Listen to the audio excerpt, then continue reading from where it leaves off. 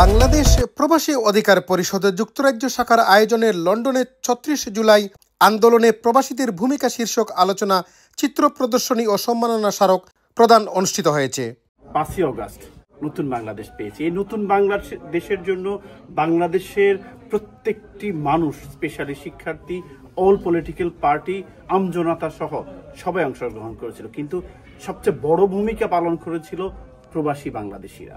তাই আমি বর্তমান সরকারকে অনুরোধ করব যে প্রবাসীদের অধিকার, প্রবাসীদেরকে প্রত্যেকটা জায়গায় ইনভলভ করতে হবে নতুন বাংলাদেশে।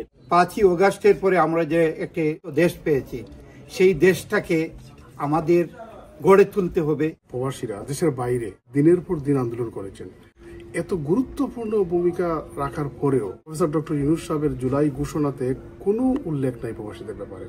রবিবার পূর্ব লন্ডনের একটি রেস্টুরেন্ট হলে সংগঠনের যুক্তরাজ্য শাখার সভাপতি জামান সিদ্দিকীর সভাপতিত্বে ও যুগ্ম সাধারণ সম্পাদক খন্দকার সাইফুজ্জামান সুমন এবং মাহফুজ রুদ্রের যৌথ পরিচালনায় অনুষ্ঠিত সভায় অতিথি হিসেবে আইয়ন টিভির সিইও আতাউল্লাহ ফারুক, সাংবাদিক ও ভয়েস ফর জাস্টিসের সভাপতি KM আবু তাহের চৌধুরী, আইনজীবী ব্যারিস্টার নাজির আহমদ, সিলেট ৬ আসনে গণ অধিকার পরিষদের সংসদ সদস্য পদপ্রার্থী জাহিদ রহমান, সিলেট ১ আসনের আকমল হোসেন, সাংবাদিক খালেদ মাসুদ রনি, ব্যারিস্টার আমিন চৌধুরী, ব্যাংকার সৈয়দ সুহেল আহমদ, কাউন্সিলর হাফিজ আব্দুল মুবিন, সাংগঠনিক সম্পাদক আমিনুল ইসলাম, বিএনপি নেতা রব ও আরো অনেকে উপস্থিত ছিলেন। জুলাই ঘোষণাতে প্রবাসী যে ভূমিকা রাখা হয়েছিল এটা অস্বীকার করা হয়েছে। যে নির্বাচনের আগে ভোটের অধিকারটা নিশ্চিত করা, ৩০০ আসনের মধ্যে 10% কিন্তু প্রবাসী নেতৃত্ব থাকে যারা প্রবাসীদের জন্য কাজ করবে। এই অভ্যুত্থানে অংশগ্রহণ করেছিলেন সংগঠনগুলো, আজকে প্রবাসী অধিকারের পক্ষ থেকে তাদেরকে সম্মাননা করেছি।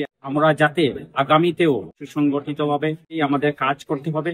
এই অনুষ্ঠানে গত ৩৬ জুলাই আন্দোলনে যে সকল প্রবাসী ও সংগঠন অনন্য ভূমিকা রেখেছেন তাদের থেকে আইয়ন টিভি সহ ২৩টি সংগঠনের নেতৃবৃন্দের উপস্থিতিতে সম্মাননা স্মারক তুলে দেয়া হয়।